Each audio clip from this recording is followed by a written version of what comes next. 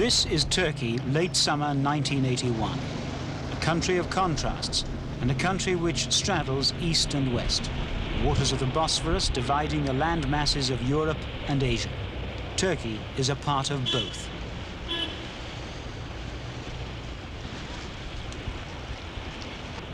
Istanbul is largely westernized, like the country itself, in spite of the fact that over 95% of its people are Muslims.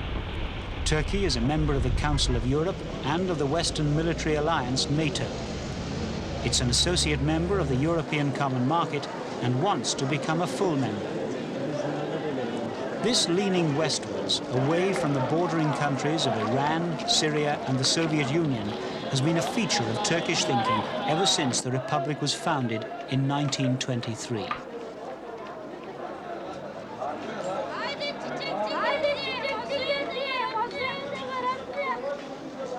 There's an air of normality about everyday life in Turkey today, and yet a year ago this country had one of the highest levels of political murders anywhere. The change stems from the events of the 12th of September 1980. The day of the military coup.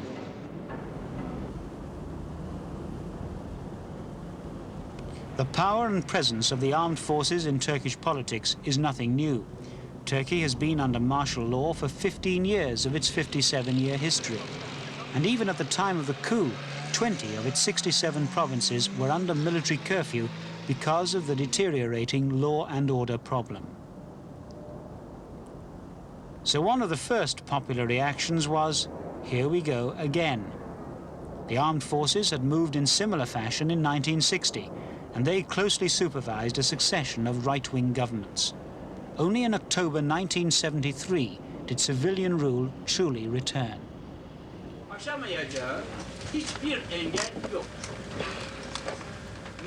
When the new military cabinet presented itself to the press, what most people wanted to know was whether Turkey had said goodbye to parliamentary democracy for another decade or more. The new leaders, first of all, declared that the politicians had proved incapable of running the country in the national interest and were more concerned with insulting each other. In the general's eyes, Parliament had thus lost its legality. The country would be run by a National Security Council representing the Army, Navy, Air Force and National Police.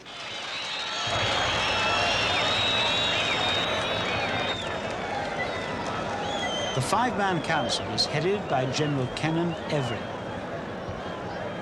He's a conservative from the middle class, the son of a tax collector. He says the armed forces had to act when they did because the country was at crisis point. At any moment, there could have been civil war. The extreme right or the extreme left might have tried to seize power.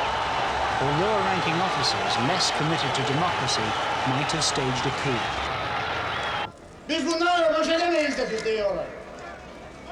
Baş edemeyeceklerini nihayet anladılar.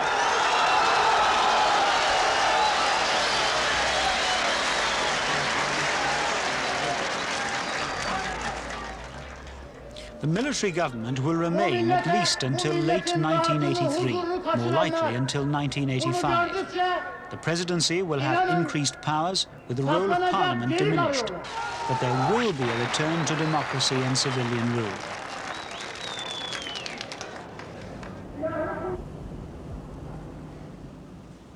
Political terror must also be crushed before the generals step back out of the limelight. This was the funeral in February of Istanbul's deputy police chief and his bodyguard, shot dead by unknown assailants. It's one of the comparatively few slayings since the armed forces coup. At the height of the violence, between 20 and 30 murders a day were not uncommon. The National Security Council acted swiftly, arresting thousands of suspected militants and extremists. About 70% of detainees were from the left, including these 59 members of an underground Marxist group called Devyol, or Revolutionary Road. All faced charges of armed subversion. In a parallel trial, 6 Devyol members faced death sentences on charges of murdering a former premier, Nihat Erim, in Istanbul. Raids by the security forces resulted in the capture of hundreds of weapons. This cache, displayed at Istanbul police headquarters, came from a left-wing terror group called the Marxist-Leninist Armed Propaganda Unit. 4 of its members were killed in the raid and 2 others wounded. The group is accused of murdering a total of 38 people and wounding more than 40 others. The ready availability of guns also led to a spate of armed hold-ups and bank robberies. These were often carried out by political groups in search of funds.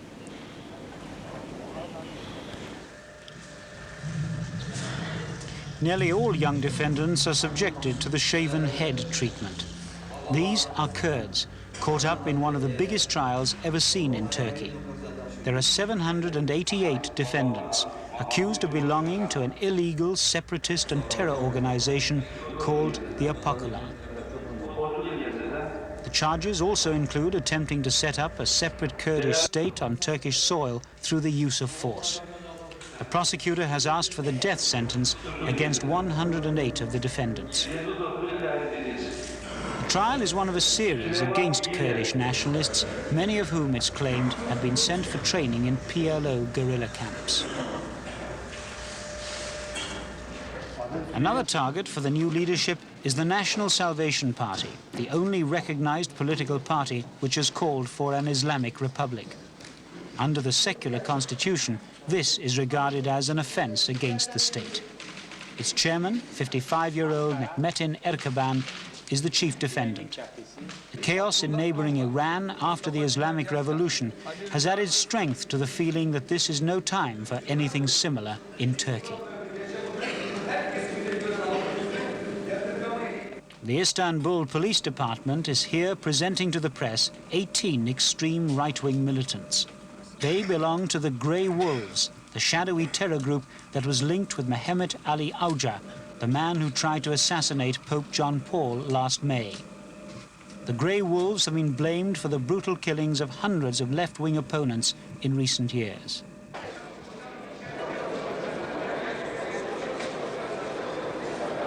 The Grey Wolves are believed to be the militant arm of the right-wing National Action Party, led by former Deputy Premier Alparslan Türkeş.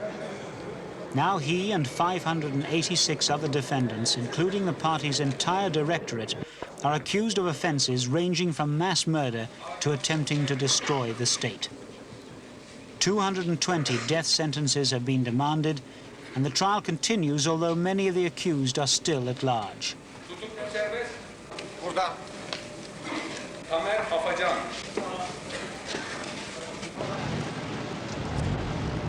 Apart from terrorism, Turkey's new military government has sought to tackle the country's economic ills. In February 1980, inflation was running at 133%. Now it's about 35%, and the Turkish business community has applauded the government's success in slowing the rise in prices. Yet the economic measures the army is pursuing were introduced by Turkey's last democratic government. General Evrin merely claims that he has taken this economic program a step further. The army is being tougher than civilian politicians would dare to be. A lower inflation rate has only been achieved by a harsh credit squeeze and a general recession. The government's emphasis has been on exports. A depressed home market has pushed Turkish manufacturers into finding new outlets. Traditionally, Turkey has traded with the West. Now the impetus is on selling to the Middle East. Latest figures show that Turkey exported 50% more in the first 7 months of 1981 than it did in the same period last year. The disruption of the Iran-Iraq war has helped Turkey fill the gap after traditional sources of supply were shut off. Despite the rise in exports, Turkey is still hard-pressed regarding her balance of payments. Her exports hardly pay for the oil import bill alone, and many of her industries can't function without imported raw materials. The army has sought to raise industrial productivity. Many of the nation's 28 state-owned economic enterprises have been criticized for poor management, padded payrolls and inefficiency. In seeking to improve industrial efficiency, the government has cracked down hard on Turkey's trade union leaders. In January, over 200 leftist trade unionists were arrested. They're still awaiting trial. The International Confederation of Free Trades Unions claims there's been a wholly unacceptable suppression of human and trade union rights.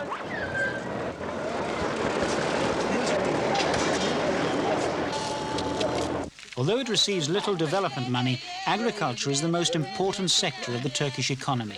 It still accounts for over half the country's export earnings and employs 60% of the workforce.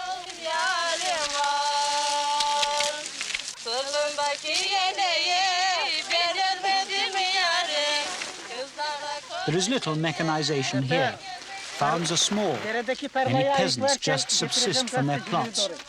The government is trying to create larger holdings so that more food is grown for export. But with large families, the pressure is for further subdivision to provide land for sons to farm.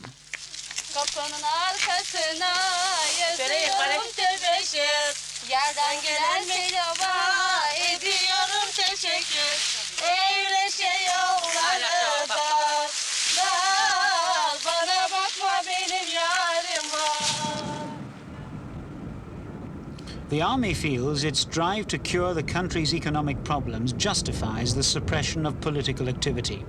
These are the headquarters of the Justice Party of former Premier Süleyman Demirel. The Conservative Justice Party had alternated in power with the left-of-centre Republican People's Party throughout the 60s and 70s. But since neither party was able to command an absolute majority, they had to rule by coalition. The result was factional squabbling and political instability. As the coalitions jockeyed for power, Turkey's political violence and economic problems mounted. Today, troops guard the offices of the old political parties. The army has banned all former Turkish MPs from politics for the next few years. Mustafa Gazalji was a former MP for the Republican People's Party. Elected in 1977, he was one of 110 politicians briefly put under detention following the military coup last year. Now he runs a shop selling towels.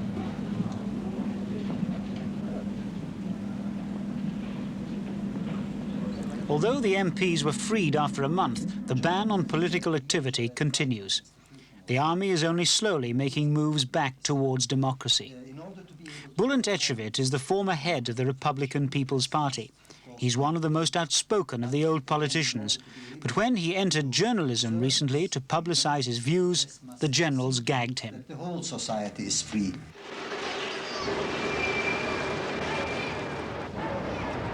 The army rulers still count on public disaffection with the squabbles of the old politicians.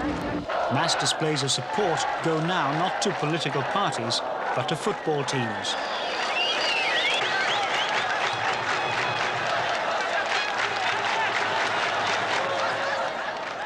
Not that Turkish fans have much to shout about. Turkey is bottom of their World Cup qualifying group. There's not much at stake in this match, though. It's a friendly against the Egyptian national team.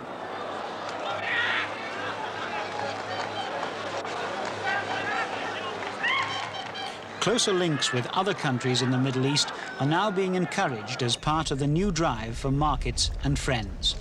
But most of Turkey's tourists still come from the West. Turks have not always been sure that these cultural contacts are beneficial. Western dress and morality are often condemned in this Islamic state. Yet today, the government knows that tourism provides vital foreign exchange. Tourism is being stimulated by the government and is expanding slowly. Over 1.5 million people visited Turkey last year.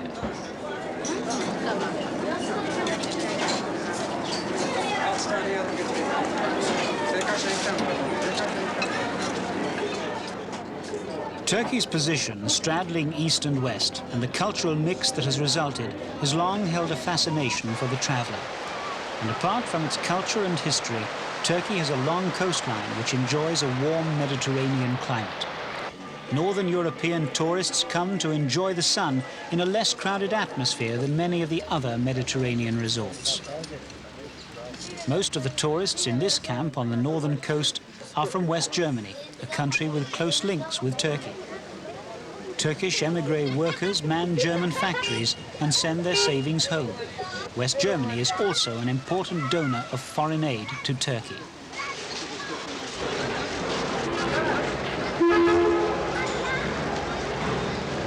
Not all the travellers crossing Turkey's borders are foreigners.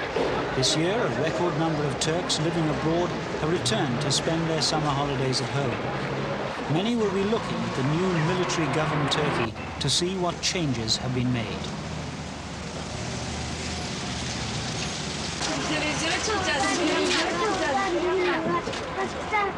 The revenue sent home by Turkish families living abroad has been the country's main source of foreign exchange. It's been worth $1 billion American a year. In the 1960s and 70s, large numbers of Turks emigrated to Western Europe as workers. Most went to West Germany, and at one time there were nearly 500,000 Turkish citizens there.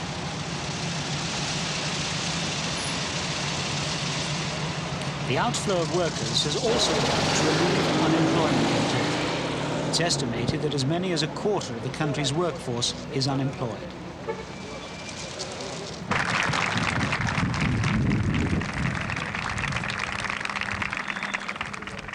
A mixed picture then, but General Evren can claim some credit, and he gets it.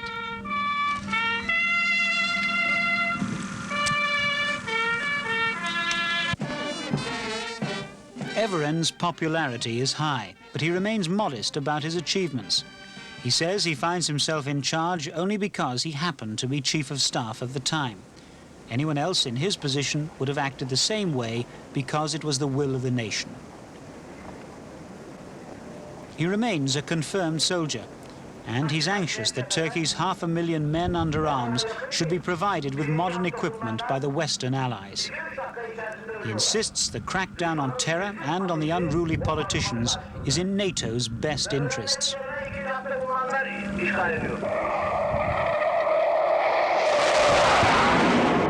Turkey's strong military tradition and its sense of national identity have proved troublesome in the past for its NATO allies. In 1974, it clashed with another NATO member, Greece, when it invaded Cyprus in support of the Turkish Cypriot minority. The United States imposed an arms embargo, and Turkey then flirted defiantly, though briefly, with the Soviet Union. Relations have now improved. Turkey and Greece have at last reached settlement over airspace rights in the Aegean, and an agreement signed in March 1980 gave the Americans access to over 25 military bases. NATO's long eastern flank with the Soviet Union is covered again.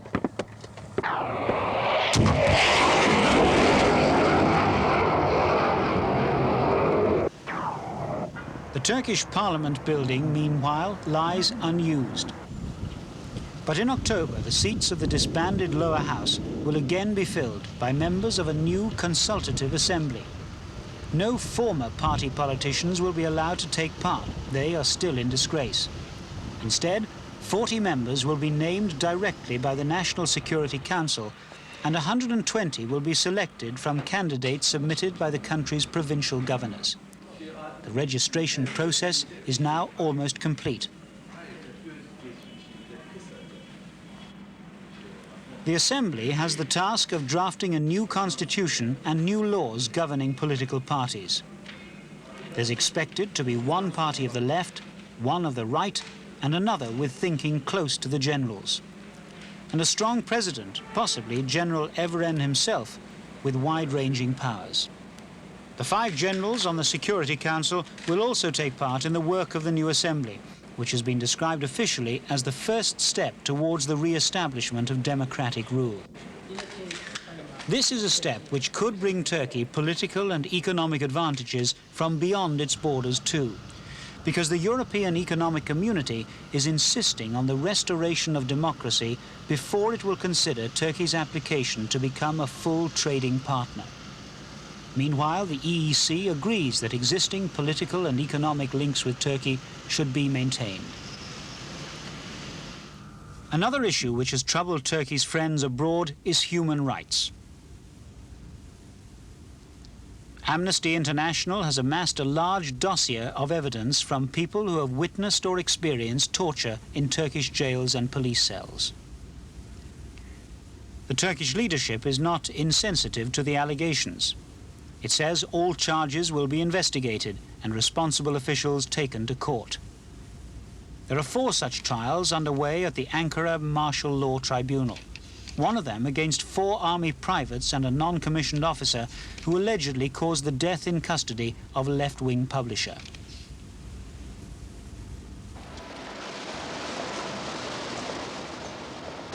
One result of political and social troubles has been a greater commitment by many Turks to the predominant religion, Islam. Its unchanging values and message can provide solace and comfort in times of worldly confusion. Islamic strongholds like the city of Konya, south of Ankara, became more vociferous after the Iranian Revolution, some demonstrators openly refusing to stand for the national anthem or even shouting slogans against Ataturk at public functions.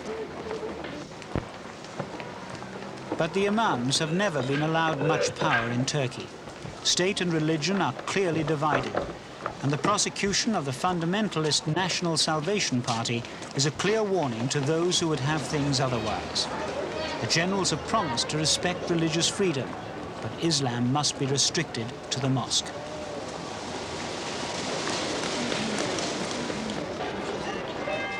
Turkey also has an influential Christian minority. Istanbul is the seat of Patriarch Demetrios I, head of the Eastern Orthodox churches, which split from the Roman Catholic Church almost 1,000 years ago. After a visit by Pope John Paul in 1979, a joint Catholic-Orthodox commission was set up to resolve their differences, a move reflecting Turkey's history of religious tolerance.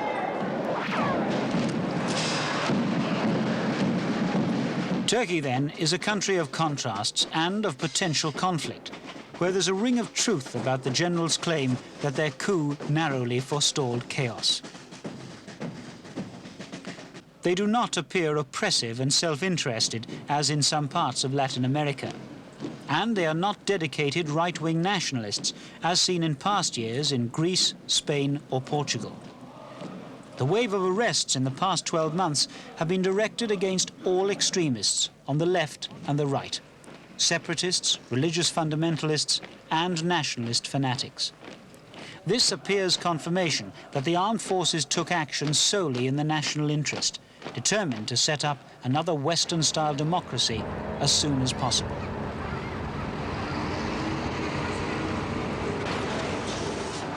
It's something Kemal Ataturk himself would have been proud of. He was another soldier, a man of tremendous drive who expelled all members of the old Ottoman dynasty and declared Turkey a secular republic in 1923. He remained its first president until his death in 1938. But the ideology of Kemalism lives on.